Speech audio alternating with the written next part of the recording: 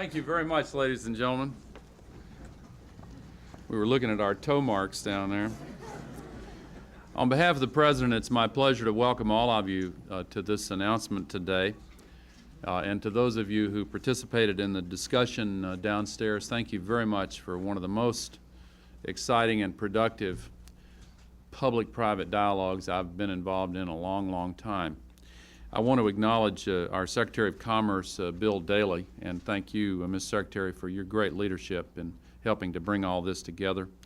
Our FTC Commissioner, Catherine Varney, thank you very much for your great leadership. Seth Waxman of the Justice Department, Acting Deputy Attorney General, and the many members of Congress who are here, and I'm going to mention them. Senator Pat Leahy of Vermont, Senator Patty Murray of Washington, Senator Ron Wyden of Oregon, Congressman Bart Gordon of Tennessee, Congressman Bob Goodlatte of Virginia, Congressman Rick White of Washington, Congresswoman Zoe Lofgren of California, Congressman Ed Markey of Massachusetts, Congresswoman Anna Eshoo of California, and Congressman Rick Boucher of Virginia. Thank you all very much for the important roles that you have played in helping to bring this consensus together in our country. I want to also acknowledge two individuals who I'll be introducing to speak in just a moment. Steve Case, the President and CEO of America Online, and Lois Jean White, President of the National Parent Teachers Association. And I want to acknowledge the many industry leaders who are present. Forgive me for not mentioning all of you. It's really a who's who of this industry. Also the leaders of parent groups, teachers, the NEA is represented here, librarians, nonprofit organizations, and many others who've been involved in this effort. We're here today so we can begin the important work of making the Internet family-friendly.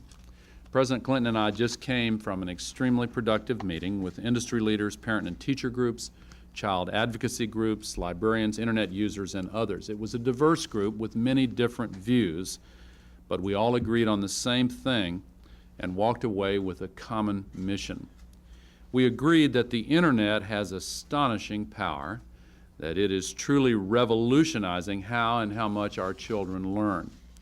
But we also agreed that in addition to its great educational value, it has an awful lot of material that just isn't fit for children. It's the minor part of the Internet, but it looms large in the concerns of parents. So we all recognize that we must do something about that. We must all take responsibility for harnessing new technologies in the service of our oldest values. In just a moment, President Clinton will make some exciting announcements on how we can give parents not just a tool, but a virtual toolbox to help them screen out inappropriate material and steer them to the positive wonders of the Internet. A toolbox that is easy to use, much easier than programming a VCR. But before the President makes that announcement, let me say a word about the promising new technologies that are already available to help parents stop the dirt at the digital door. One technology gives Internet publishers and outside groups the ability to add smart labels to the content of Internet sites, labels that can contain the kind of information parents need. Parents then use a piece of software that can read these labels automatically and act on the information. You could call it a seatbelt for children traveling on the information superhighway. Let me show you what I mean here.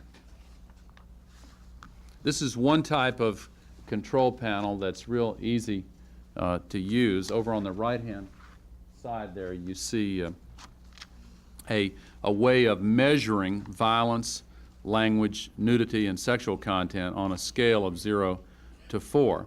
And parents and teachers can use it to set access privileges for children. Using those sliding scales, parents determine the kind of material they don't want their children to see, giving each child a unique level of content privilege based on that family's values. If the child tries to visit a site whose smart label says that it is too advanced, then the child gets a screen that looks like that, access restricted, and the child is turned away. This is only one technology, and parents can choose from several different systems, some based on websites that self-rate, others based on third-party ratings. Our challenge is to make these blocking technologies and the accompanying rating systems as common as the computers themselves.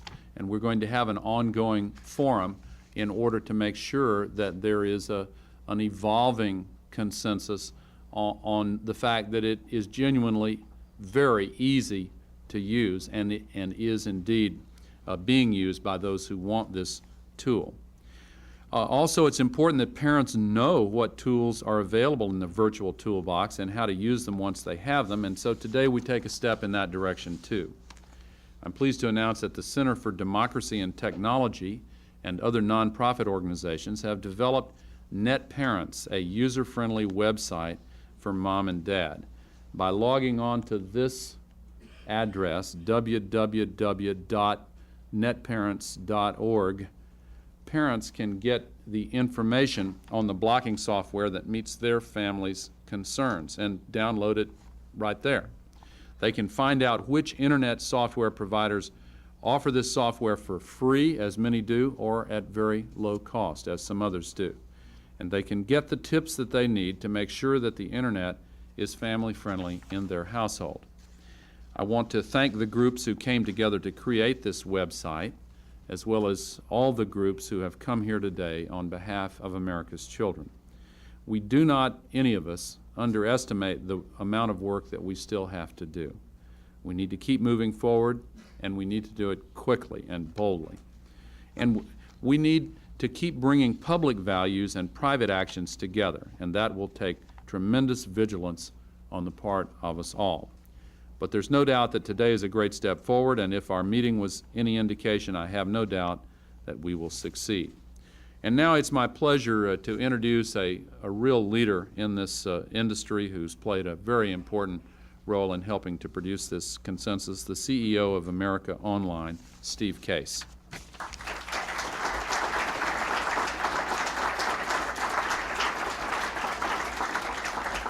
Thank you, Mr. Vice President, for the kind introduction, but more importantly, thank you and the President for really taking the lead on this central issue and really backing the industry's efforts to make the Internet safe for families. I think you all know cyberspace is no longer a distant place. It's a growing part of the everyday life of tens of millions of Americans, and it promises to become as important in everyday life as the television is today or the telephone is today. For families and for children, this new medium is tremendously empowering. Now our children can visit fascinating places all over the universe without leaving their homes or their schools. Online, a youngster with dreams of being president can go from a small town in Hope, Arkansas to Washington, D.C. in an instant. If they prefer, they can travel to Mars, again, all at a quick click. And in addition to learning about a wide variety of topics, they can interact with a wide variety of people from many walks of life, and this people aspect is really very important. We've learned that this new medium is not just about content, it's also about people, and the Internet is creating an electronic melting pot that fosters a broader and deeper sense of community. When it comes to children, our industry is committed to making the Internet experience as rewarding and safe as possible, and to building trust and confidence among parents that their children can enjoy the many benefits of the Internet while being protected from the risks. I am pleased to report that our industry has already made great strides. We are today, right now, delivering tools that empower families, neighbors, and educators to limit and filter what can be seen by and sent to our children. The tools in the Internet toolbox are effective and easy to use, and they give parents the ability to choose what's right for them and for their children.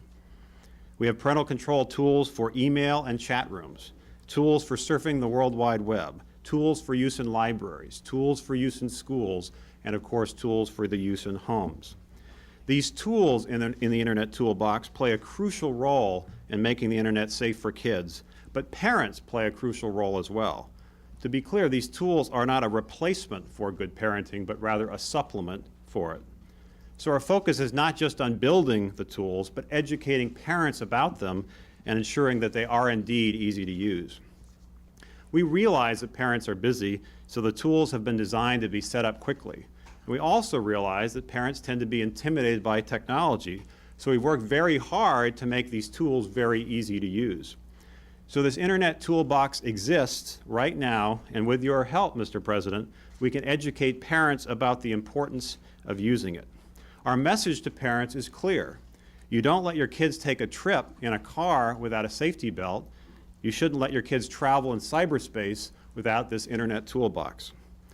Today, Mr. President, Mr. Vice President, you challenge us to take the next steps in making the Internet a family-friendly environment. You challenge us to ensure that the tools continue to evolve and keep pace with the rapid evolution of technology. You challenge us to educate parents and equip parents and teachers to provide effective supervision for children. And you challenge us to assist in the enforcement of existing laws designed to protect our children from harm. We, and by that I mean all people in the Internet industry, accept those challenges. That's why this October, representatives from various companies, various constituency groups, educators, consumers, parents, children's groups, law enforcement, many others, will all come together for the first ever Internet Summit, a focus on children, to really try to address these needs and keep the momentum moving. Leaders from industry will be participating, dozens of companies, including AT&T, Disney, Microsoft, and CompuServe, as well as AOL. Other groups will also be participating, including the National Consumers League, the Center for Democracy and Technology, the National Parent-Teacher Association, the Boy Scouts, the National Center for Missing and Exploited Children, Enough is Enough, and many, many other organizations and public interest groups. From this Internet Summit, we will emerge with action items and commitments about how we will move forward as a community to implement new solutions for making the Internet online world more kid-friendly. Together, we will identify concrete ways to better educate parents about what tools are out there and how easy it is to use them. We will work with parents and with teachers and with librarians to identify how better we can equip them to supervise children's use of the Internet. And we will work with law enforcement on how to best strengthen the enforcement of existing child protection laws and their applications online. We're all very excited about this Internet Summit and what it will mean for moving this medium into the mainstream and protecting our kids.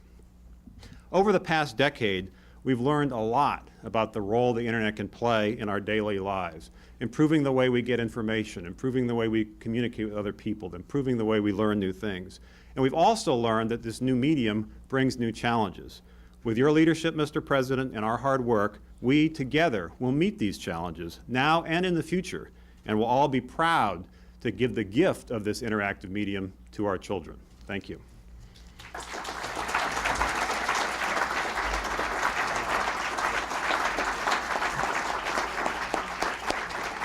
Ladies and gentlemen, one of the leaders in our country among parents groups, the national president of the National Parent-Teacher Association, Lois Jean White.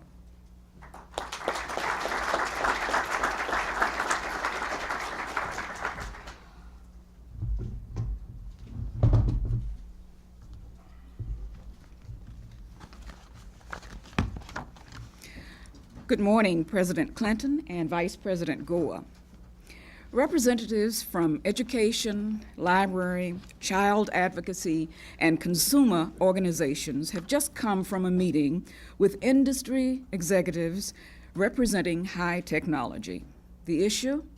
How to make the Internet more friendly for children and families. While a number of organizations, such as the American Library Association, and I thank them for their special efforts, and businesses have been working to find constitutional means for making the Internet family-friendly, the meeting this morning is the first ever where advocacy groups and the industry have been able to share their common concerns. And Mr. President, we thank you for your leadership and concern about the safety of American children, as well as congressional leaders that were with us this morning. The Internet can provide our children and families with a profoundly powerful learning tool. How exciting to use the Internet to follow Sojourner's tracks on Mars, Thomas's information on government and congressional activities, or a chat with John Hope Franklin about school integration. We have only begun to tap the opportunities for learning available to this next generation of children and families. Even as we speak, we see the influence of technology on the lives of our children. More and more children are cruising down the information superhighway. At least 1 million children are already online at home, and that number could easily quadruple by the year 2000.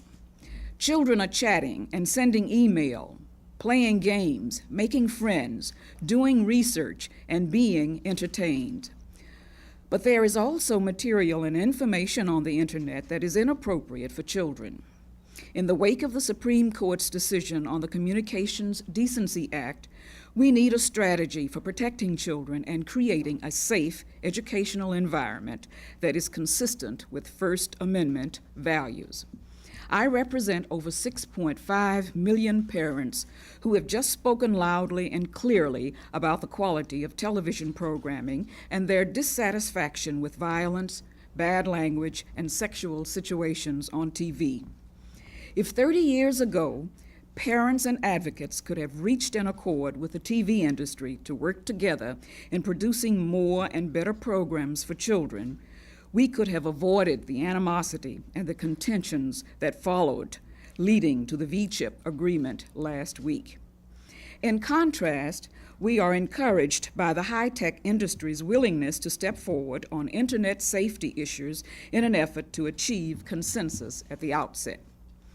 One thing is certain: parents by themselves cannot and should not bear the burden of responsibility for what goes on the internet.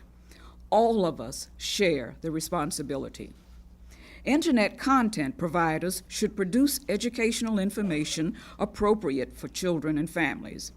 The internet industry should provide the screens and filters necessary to allow parents to block inappropriate material.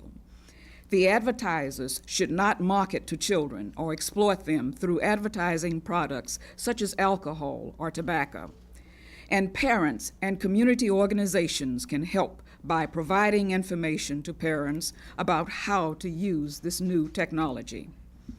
All of us should work together to maximize the positive benefits of the internet as a revolutionary learning resource.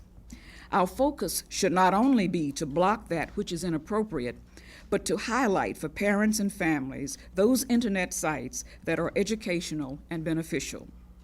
What parents need is the equivalence of a voluntary PBS for the internet, a safe harbor where children can navigate, while having the capacity to blocking other programming. If for some reason we cannot find common ground, we would reluctantly turn to other avenues for action, including Congress. Our meeting today was a learning experience. We shared information, ideas, and values about the future of the internet. None of us has all of the answers. We all agree that when used effectively, the internet can be a fun and educational place for children to learn and interact. The message we hope the industry will offer after today's meeting is: parents, we hear you and will work within our industry to assure that children and families can protect themselves from the hazards of the highway. We thank President Clinton and Vice President Gore for focusing on an issue of such importance to parents. And now it is my pleasure to introduce the President of the United States of America.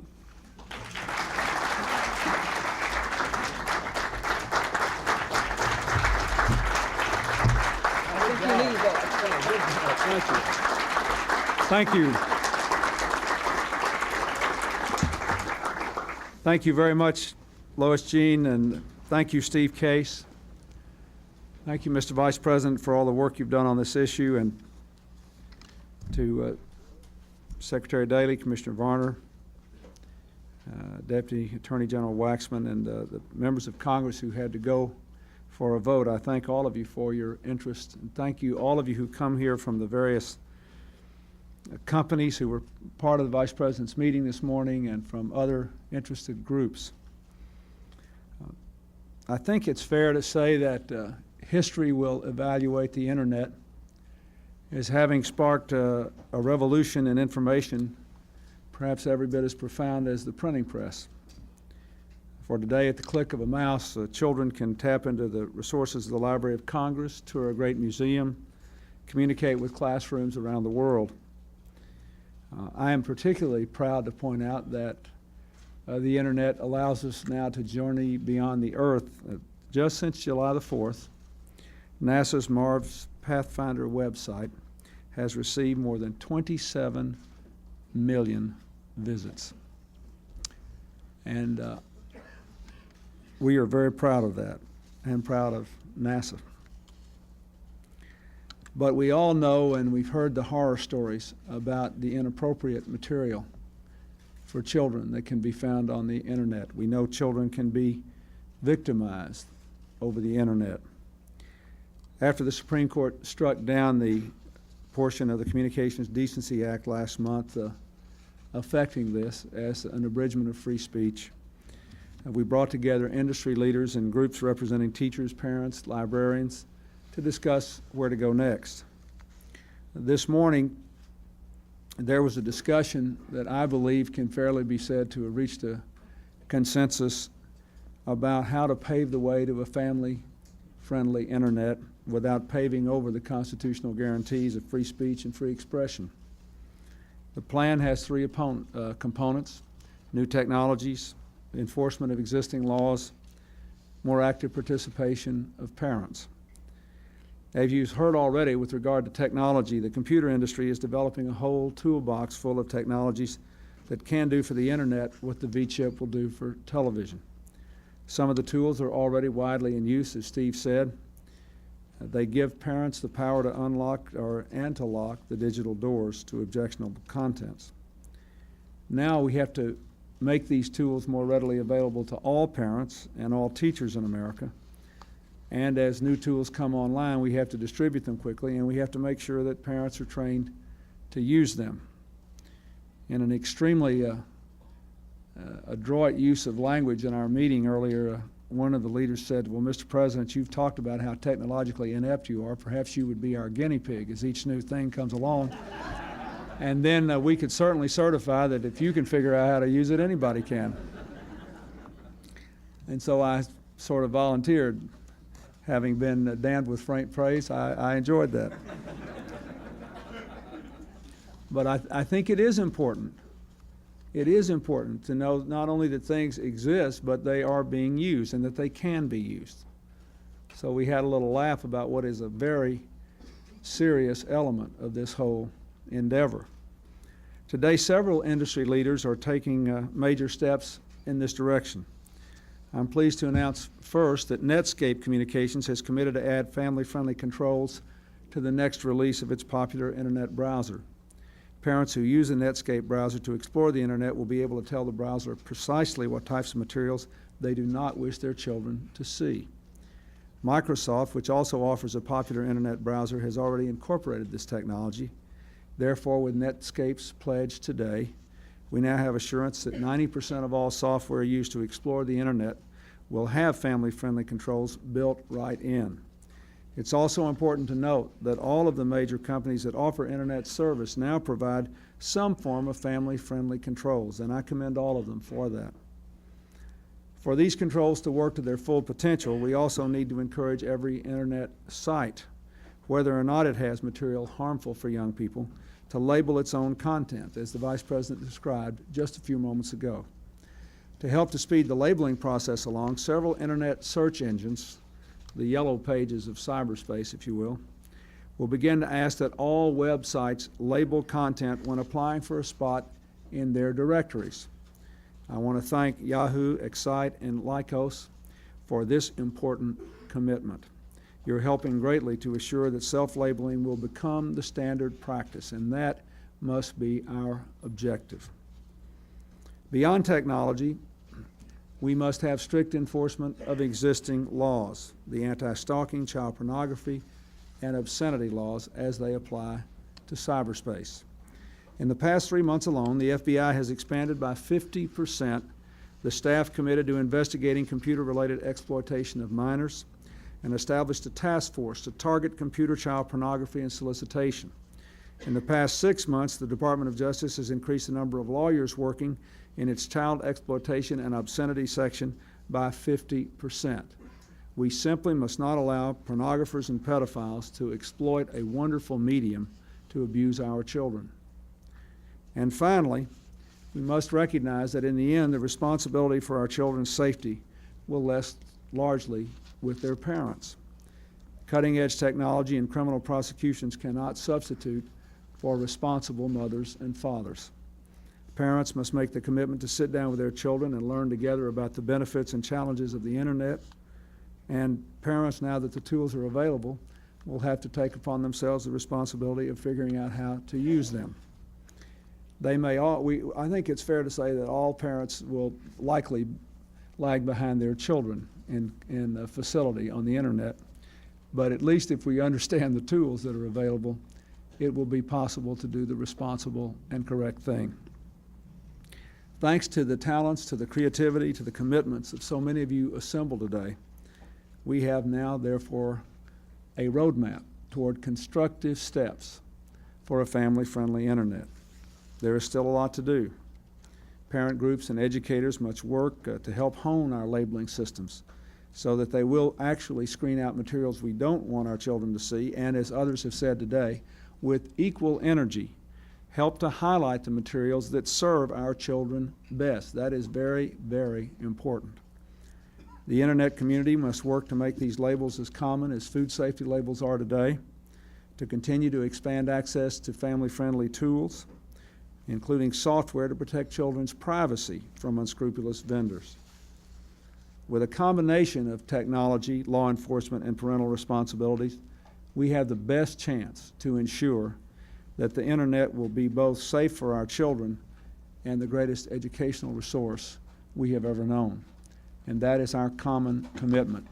And for that, I thank you all very much.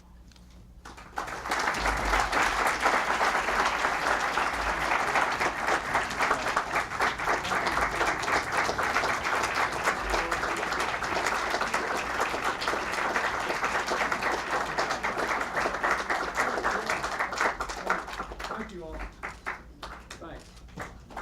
Thanks for staying, Rick. I hope you didn't miss a day.